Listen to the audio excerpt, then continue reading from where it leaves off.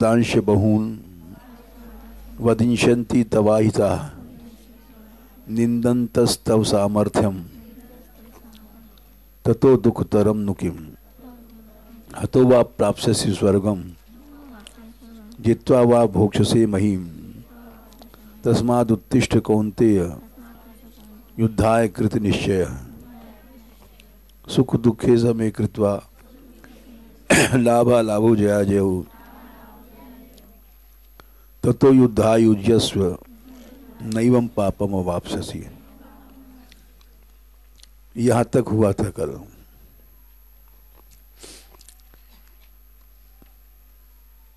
समत्व का अभ्यास इतना बड़ा है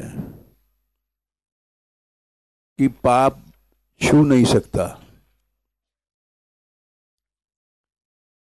लड़ाई करना, हत्या करना, युद्ध करना,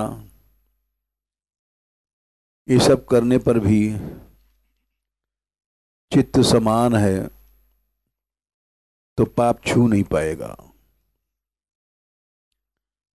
नैवं पापम अवाप्स्यसि,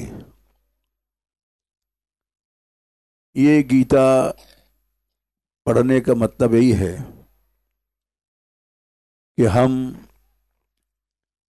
गीता पढ़ करके ऐसे बने कि पाप हमको छू नहीं सके। भगवान ने ऐसी बातें बताई हैं जो सारे संसार में रह करके भी मनुष्य संसार को छू नहीं सकता, संसार उसको छू नहीं सकता। और सारे संसार को जीत लेता है। यहां तक कहा है भगवान ने, इहैवतैर्जितः सर्गो येषां साम्ये स्थितं मनः निर्दोषम हि समम ब्रह्म तस्मात् ब्रह्मणि ते स्थिताः। ये श्लोक 5वें अध्याय में आता है। और आसपास के श्लोक भी हम बता देते हैं प्रसंग के कारण। तो ये नहीं समझना चाहिए कि दूसरे अध्याय का है। ज्ञान तो एक ही है, भगवान दे रहे हैं। 5वें अध्याय का 19वां श्लोक है। विश्व विजय कैसे किया जाए। विश्व विजय राजा लोग पहले सेना रखते थे, युद्ध करते थे, सारे संसार जीतते थे। अश्वमेध यज्ञ करना है तो सारा संसार जीतो, सारे संसार में जाके लड़ाई करो। घोड़ा छोड़ो, घोड़ा जो पकड़ लेगा उसे लड़ना पड़ेगा। युद्ध में अनेक लोग मरते भी हैं, बहुत परिश्रम होता है। भगवान ने कहा कि विश्व विजय करने के लिए कुछ मत करो लड़ाई झगड़ा, अपने मन को समान कर लो। इहैवतैर्जितः सर्गो, सर्ग माने सारी सृष्टि तुमने जीत लिया। येषां साम्ये स्थितं मनः, सब कुछ निर्दोष समान है। ब्रह्म, तुम्हारी ब्रह्म में स्थिति हो जाएगी। तो इसलिए ऐसी चीजें भगवान ने बताई कि तुम सारा संसार जीत सकते हो बिना युद्ध के। वैसे यहां भी बताया, नैवं पापम अवाप्स्यसि, युद्ध करने पर भी तुमको पाप छू नहीं पाएगा। समानता का अभ्यास जो करता है, समानता का अभ्यास तो दूर रहा। हमने अभी बताया था कि 38वें श्लोक में कि केवल सुख दुख समान है, लाभ हानि समान है, जय पराजय समान है, इसका विचार ही तुमको पास से बचा देगा। पाप छू नहीं पाएगा तुमको, केवल इसका विचार। समय कृत्वा से मतलब ऐसा विचार करके। तो गीता पढ़ने के बाद समानता का अभ्यास करना चाहिए और दूसरों को भी सिखाना चाहिए। यही भगवान चाहते हैं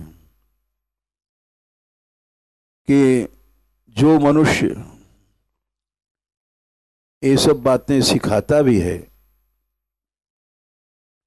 उससे ज्यादा प्यारा न संसार में था, न है, न होगा। ये भगवान ने कहा है 78वें श्लोक में, 18वें अध्याय के 18 के 68 में, यइमं परमं गुह्यम मद भक्तेष्व विधास्यति। हमारे भक्तों में जो कहेगा मेरी भक्ति के लक्ष्य करके, मामे वश्यत्य संशय, वो निश्चय मुझे प्राप्त कर लेगा। और इसी बात को भगवान ने 10वें अध्याय में भी कहा है। ये हम इसलिए बता रहे हैं कि भगवान का प्रिय बनने के लिए ये सब जरूरी हैं।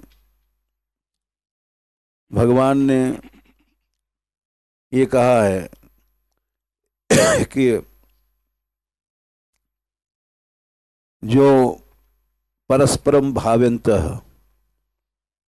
परम श्रेयम अवाप्स्यथ। हमारे भक्त लोग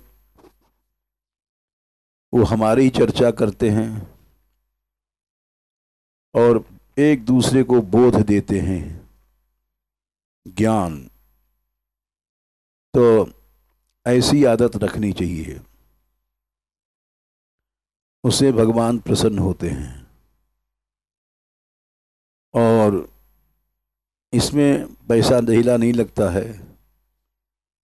सहज में लोक संग्रह भी होता है, परोपकार भी होता है।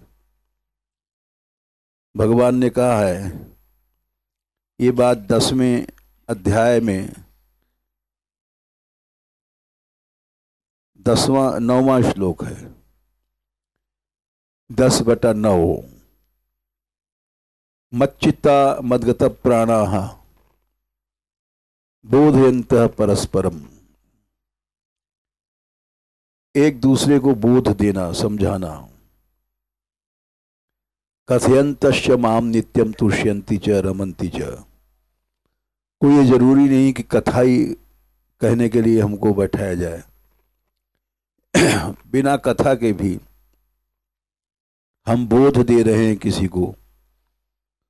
कोई की बुद्धि विषम है, उसको समझा करके समान कर रहे हैं, समत्व योग सिखा रहे हैं। दो आदमी लड़ रहे हैं, झगड़ रहे हैं, उनको शांत कर दो, समानता की बात कह दो, समानता सिखा दो। श्लोक याद रखो, श्लोकों को कह दो। ये प्रमाण से जी बात बैठती है। तुम्हारे पास कोई व्यक्ति है, उसकी बुद्धि विषम है और उसको समान तुमने बना दिया, तो बोधयन्तः परस्परम। उसको बोध दिया तो सतत युक्त ऐसे लोगों को भगवान बुद्धि देते हैं। 10/10, 10/11 और उनके अज्ञान का नाश कर देते हैं। वो बड़ा प्यारा बन जाता है भगवान। 18/68। ये सब बातें याद रखनी चाहिए, क्योंकि भगवान चाहते हैं कि हम भी लोक संग्रह लोकोपकार करें। कोई ये जरूरी नहीं कथा में कि गद्दी पे बैठ के परोपकार होता है, नहीं। परस्पर माने आपस में बात कर रहे हैं, कथा होता नहीं है, बातचीत में भी ज्ञान दिया जा सकता है। बोलना चालना व्यवहार, मच्चित्ता मदगत प्राणा बोधयंत परस्परम कथयंत माम नित्यम तुष्यंती च रमंती च। और उसमें संतुष्ट होना चाहिए कि हमने प्रयत्न किया, सफल हुआ चाहे न सफल हुआ, भगवान की आज्ञा हमने माना। तो इसलिए समत्व के अभ्यास से कई बातें होती हैं। देखो, एक तो समत्व के अभ्यास से हम बता रहे हैं मनुष्य स्थित प्रज्ञ हो जाता है। स्थित प्रज्ञ के लिए समान बुद्धि होना जरूरी है। भगवान ने कहा है स्थित प्रज्ञ की परिभाषा में समत्वम योग उच्यते। योग क्या है? समत्व ही। सबसे पहले तो ये बात 2/48 में योगस्थ कुरु कर्माणि संगम त्यक्त्वा धनंजय सिद्ध सिद्धो समो भूत्वा। कोई काम बन गया और कोई नहीं बना, उसमें तुम्हारा मन समान है, तो समत्व है, योग है। तुम योग में स्थित हो और स्थित प्रज्ञ हो जाओगे, क्योंकि स्थित प्रज्ञ की परिभाषा में भगवान ने ही कहा है दुखेषु विघ्न मना सुखेषु विगत स्पृह। राग भय क्रोध नहीं है तो वो स्थित धीर मुनि रुचिते तस्य प्रज्ञा प्रतिष्ठित। समत्व के अभ्यास से स्थित प्रज्ञ हो जाओगे। दूसरी बात यह है कि तुम्हारे पाप जल जाएंगे। दूसरा फायदा, ये बात हर समय याद रखनी चाहिए कि बुद्धियुक्तो जहाति ही उभे सुकृत दुष्कृते। 2/50। दुष्कर्म और सत्कर्म दोनों बंधन है, पुण्य पाप दोनों बंधन है। पुण्य से भोग मिलता है, भोग बांधता है, पाप से विपत्ति आती है, दोनों बंधन है। और दोनों को बुद्धियुक्त मनुष्य जला देता है। बुद्धियुक्तो जहाति है। समत्व से एक तो तुम कर्मों को नाश कर लोगे, स्थित प्रज्ञ बन जाओगे। और 2/51 कर्मजम बुद्धियुक्ता ही फलम त्यक्त्वा मनीषिण, जन्म बंधन से छूट जाओगे, 84 के चक्कर से छूट जाओगे। ये सब बार बार सोचना चाहिए, कहना चाहिए, सिखाना चाहिए। जन्म बंधन से छूटना है 84 लाख योनियों से, तो बुद्धियुक्त बन जाओ, समत्व का अभ्यास करो और इस तरह से तुम माया से पार चले जाओगे। गुणातीत होना के लिए भी समत्व जरूरी है। भगवान ने ये बात बताई है, कई लिंग स्त्रीनि गुणानेतान अतीतो भवति प्रभो। जब अर्जुन ने प्रश्न किया है 14वें अध्याय में कि गुणातीत होने के लक्षण क्या है, कथम चैतान स्त्रीन गुणान अतिवर्तते, 14/21। तो भगवान ने ही कहा है कि सम दुख सुख स्वस्थ समलोष्टाश्म कांचन। तुम्हारी बुद्धि समान है तुल्य प्रिय प्रिय निंदा आत्मसंस्तुति सब समान है, तो तुम गुणातीत हो जाओगे और माया से पार चले जाओगे। कैर्लिंगै स्त्रीन गुणान एतान अतीतो भवति प्रभु, कथम चैतांस तीन गुणान अतिवर्तते। और गुणातीत हो जाओगे, माया को पार कर जाओगे, स्थित प्रज्ञ हो जाओगे। नैवम पापम अवाप्स्यसि, पाप तुमको छू नहीं पाएगा। कोई भी विकर्म है हो भी जाता है तो तुम्हें छुएगा नहीं। इसके बहुत से फायदे हैं, ये सब याद रखना चाहिए, बार बार कहना चाहिए, समझाना चाहिए। किसी की बुद्धि विषमता को प्राप्त हो रही है, काम से, क्रोध से, लोभ से, मोह से। विषमता इन्हीं चीजों से आती है। चौथे अध्याय में 10वें श्लोक में भगवान ने कहा है कि वीतराग भय क्रोध। ये दूसरे अध्याय में भी कहा है वीतराग भय क्रोध स्थित धीर मुनिरुच्यते। और 4/10 में भी कहा है वीतराग भय क्रोधा मनमया मामुपाश्रिता। ये राग भय क्रोध जब चले जाते हैं तब भगवान का आश्रय सिद्ध होता है, मनमय होता है, कृष्णमय हो जाता है। भगवान मन में कैसे आवे, इसके लिए राग भय क्रोध का त्याग जरूरी है। मनमय हो जाओगे और मामुपाश्रित हो जाओगे, भगवान का आश्रय तुमको सिद्ध हो जाएगा। तो ये ज्ञान तप से और मद भाव, कृष्ण भाव आ जाएगा। ये जितने फायदे हमने बताए हैं ये गीता का सार है। इसको बार बार कहना चाहिए, सिखाना चाहिए। सिखाने वाले पर भगवान प्रसन्न होते हैं। भगवान ने कहा उसे ज्यादा न प्यारा था, न है, न होगा। इस भाव से बातचीत भी आपस में करनी चाहिए।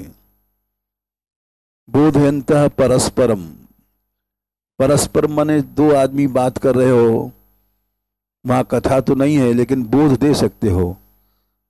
दो आदमी झगड़ रहे हैं तो उनको प्रेम से उनको क्रोध की निवृत्ति समझा सकते हो कि तुम्हारी बुद्धि विषम हो रही है, इसको समान करो, क्यों चिल्लाते हो, क्यों इससे तुम्हारा नुकसान है। या राग के कारण किसी का किसी में घोर आ सकती है तो उसको भी समझा सकते हैं, बुद्धि विषय मत करो। विषम बुद्धि से केवल पाप की प्राप्ति हो जाती है। तो ये सब समझाना जरूरी है, यही भगवान चाहते हैं, यही भक्त का लक्षण है। बोधयन्तः परस्परम, जो परस्पर बोध नहीं करता है वो भक्त नहीं है। ये जरूरी है कि परस्पर बोध दिया जाए और उससे भगवान प्रसन्न होते हैं।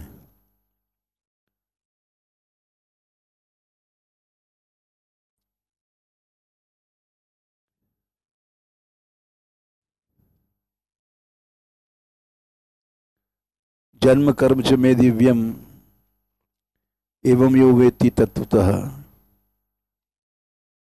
इसके बाद भगवान ने स्पष्ट कहा है कि हमारे कथयन्तश्च माम नित्यम तुष्यन्ति च रमन्ति च। परस्पर बोध देना जरूरी है। हम बैठे हैं और दो आदमियों की बुद्धि विषम हो रही है और हम चुप बैठे हैं। 10/9 तो हम दोषी हैं। मच्चिता मदगत प्राणा बोधयंत परस्परम, हमारा कर्तव्य है कि हम डूबते को बचावें। बोधयंत परस्परम ये भगवान की आज्ञा है।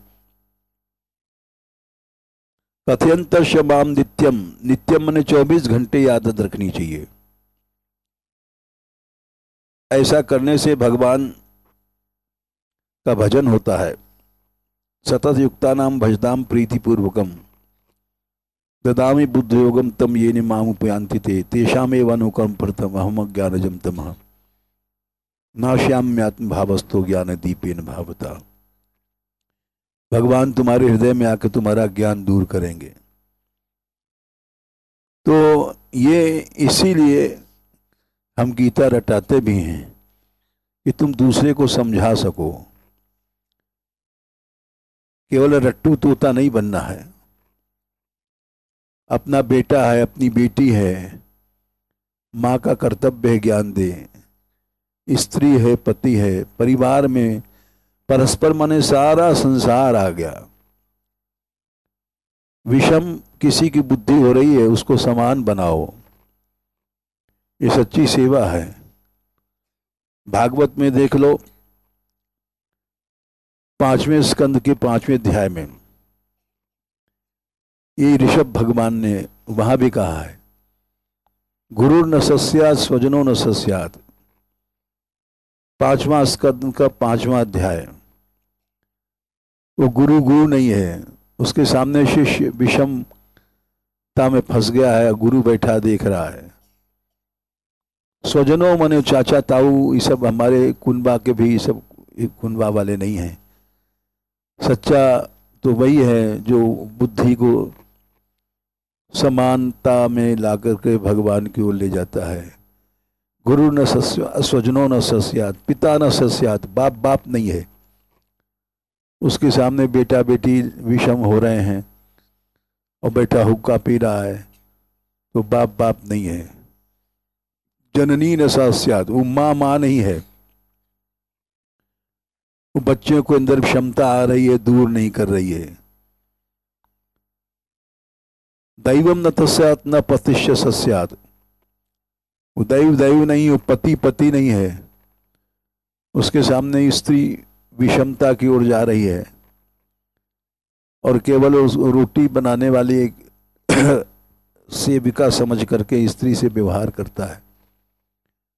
उसको नवोचेद यह समुपेत मृत्यु, मृत्यु से छूटने का अगर रास्ता नहीं बताता है तो वो न गुरु है, न पिता है, न माता है, न भाई है, न बंधु है। तो हम जितने लोग बैठे हैं, हमारा कर्तव्य सबसे बड़ा ही है। भगवान ने आज्ञा दिया है, कई बार गीता में कहा है, भागवत में दिया है, रामायण में कहा है, सभी अवतारों में कहा है, हेतु रहित तुम परोपकारी। उत्तरकांड में आता है, देना उत्तरकांड में चौपाई में भूल गए। तुम तुम्हार सेवक त्रिपुरारी असुरारी। भक्त कौन है? जो हेतु रहित परोपकार करता है।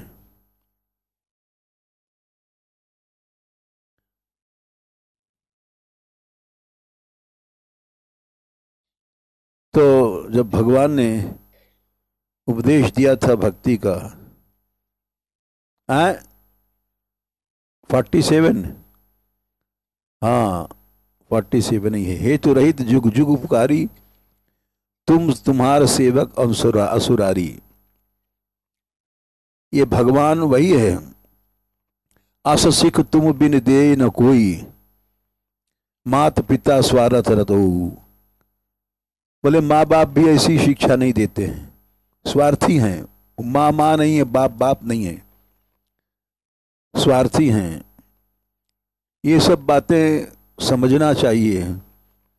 केवल हम पिताजी बन गए, माताजी बन गए और सम्मान चाहते हैं, तो बोले वो सब गलत है। आस सिख तुम बिन दे न को, मात पिता स्वार्थ रत ऊ।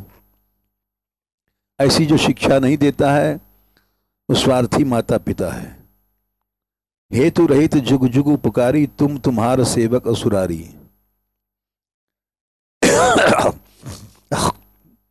स्वार्थ मीत सकल जग माही, सपने हूं प्रभु परमारथ नाही।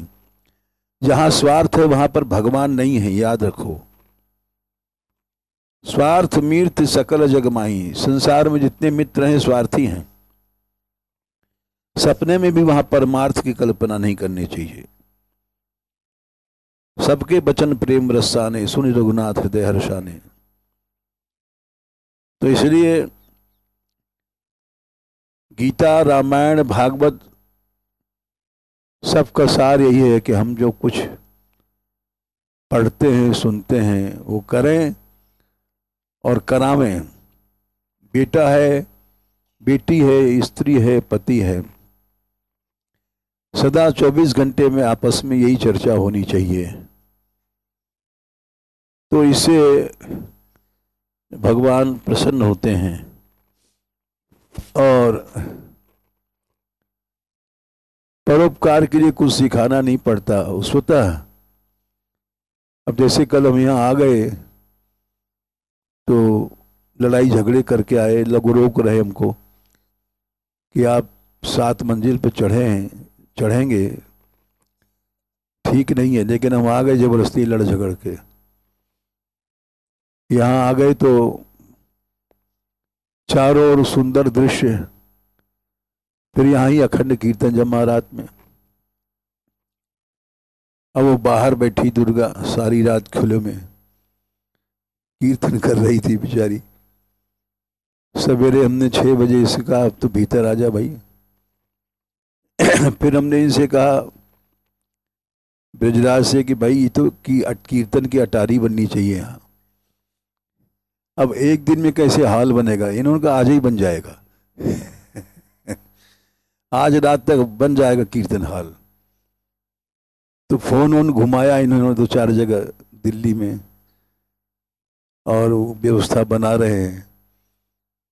तो परोपकार के लिए कोई जरूरी नहीं कि पैसा हो, विचार होना चाहिए, और सब रास्ता भगवान दे देता है। यहाँ दृश्य बड़ा अच्छा है। गहवर बन है और मध्य गहवर बन है। 60 साल से हम यहाँ है, तुम यहीं पर हमारा मन लगता है। हम यहाँ आ गए और परहित का विचार जिन लोगों का है वो सब समझते हैं। सदा परहित की बात सोचनी चाहिए। और जो परहित नहीं करता है, परहित धर्म सरस नहीं भाई, उत्तरकांड में भी चौपाई आती है। भगवान ने कहा इसके समान सरस धर्म कोई नहीं है, रसीला धर्म कोई नहीं है।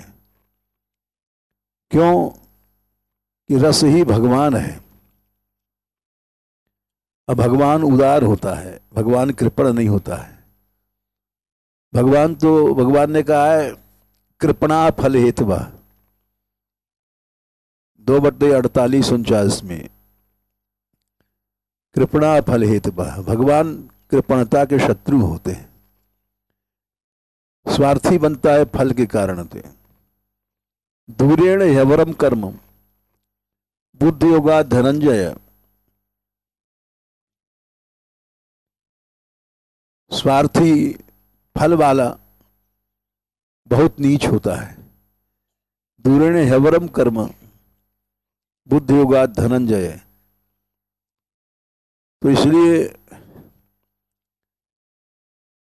भगवान ने कहा है कि कृपण कौन होता है? जो फल हेतु, फल की दृष्टि से कार्य करता रहता है, तो स्वार्थी हो जाता है, कृपण हो जाता है। बुद्धौ शरणम अन्विच्य कृपणा फल हेतु। समत्व बुद्धि भगवान है, उसकी शरण में जाओ। शरण शब्द कहा है भगवान ने, जबकि भगवान ने कहा मामेकम शरणम ब्रज, मुझे अकेले की शरण में आओ। और यहाँ पर भगवान कह रहे हैं बुद्धौ शरणम निश्चय, बुद्धि की शरण में जाओ, यानी वो मेरा ही रूप है, समत्व का जो रूप है मेरा ही रूप है। बुद्धौ शरणम अन्विच्छ और कृपणा फल हेतु, फल हेतु वाले हैं वो कृपण है, वो कभी भी मेरी शरण में नहीं आ सकते हैं। तो ये सब बातें याद रखनी चाहिए और पग पग पर सिखाना चाहिए, हर प्राणी को सिखाना चाहिए। अपना बेटा है, बेटी है, स्त्री है, पुत्र है, पति है, ये हमने तुमको प्रमाण बताया रामायण से, गीता से, भागवत से। संसार में कोई भी संबंधी है वो संबंधी नहीं है अगर वो ये सब चीजें नहीं कहता सुनता, केवल स्वार्थी है। तो कृपणा फल हेतुवा।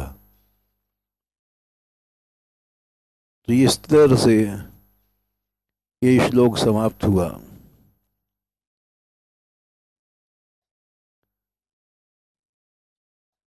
एक श्लोक और ले लो, 38वां तो हमने बताया ही है। समत्व का विचार ही तुमको पाप को नहीं छूने देगा। एषा ते भीता सांख्ये बुद्धिर योगे त्विमां शृणु। एषा ते भीता सांख्ये बुद्धिर योगे त्विमां शृणु। बुद्धिया युक्तो यया पार्थ कर्म बंधम प्रहास्यसि। देख लो कितने बढ़िया बढ़िया वाक्य हैं। अनादिकाल में से 4 बंधन जीव को जकड़े हुए हैं, काल, कर्म, स्वभाव, गुण, ये 4 चीजें हैं।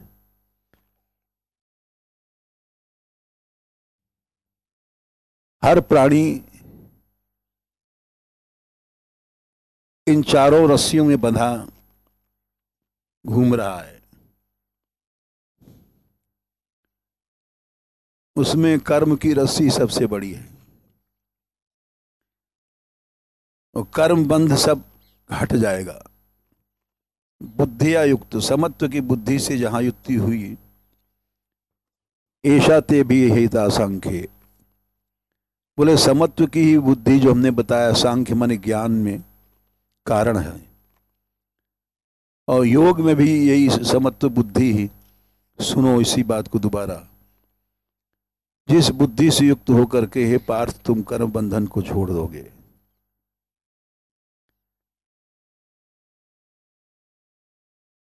तो इसलिए माया पार होना, कर्म बंधन होना, कर्म बंधन का नाश होना, गुणातीत होना, इस सब के लिए समत्व बुद्धि ही काम देती है। एटम बम है और इसका अभ्यास करना और कराना ही भक्त का लक्षण है। दे दो किसकी रामायण है। राधे किशोरी दया करो,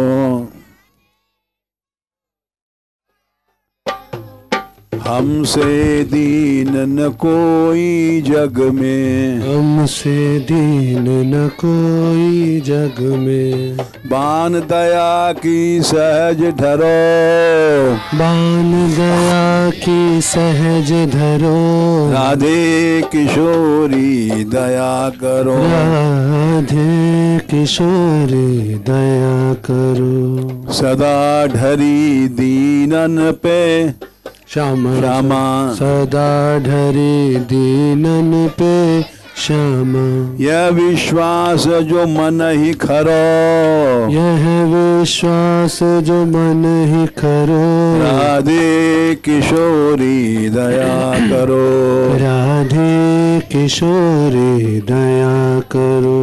दीनन हित अवतरी जगत में, दीनन हित अवतरी जगत में। दीनन हित अवतरी जगत में, दीनन हित अवतरी जगत में। दीन पालनी ही विचरो, दीन पालनी ही बिचरो, मेरे ही बिचरो, मेरे ही बिचरो, मेरे ही बिचरो, मेरे ही बिचरो। राधे किशोरी दया करो, राधे किशोरी दया करो। दास तुम्हारो आस और की, दास तुम्हारो आस और की। हरो विमुख गति को झगरो, हरो विमुख गति को झगरो। राधे किशोरी दया करो, राधे किशोरी दया करो। विषम विषय विष ज्वाल माल में, विषम विषय विष ज्वाल माल में। विविध ताप तापनि जुझरो, विविध ताप तापनि जुझरो। राधे किशोरी दया करो, राधे किशोरी दया करो। दया करो, दया करो, दया करो, दया करो।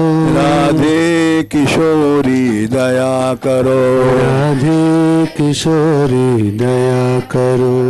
राधे कृष्ण कृष्ण कृष्ण राधे राधे, राधे कृष्ण कृष्ण कृष्ण राधे राधे। राधे श्याम श्याम श्याम राधे राधे, राधे श्याम श्याम श्याम राधे राधे। राधे किशोरी दया करो, राधे किशोरी दया करो।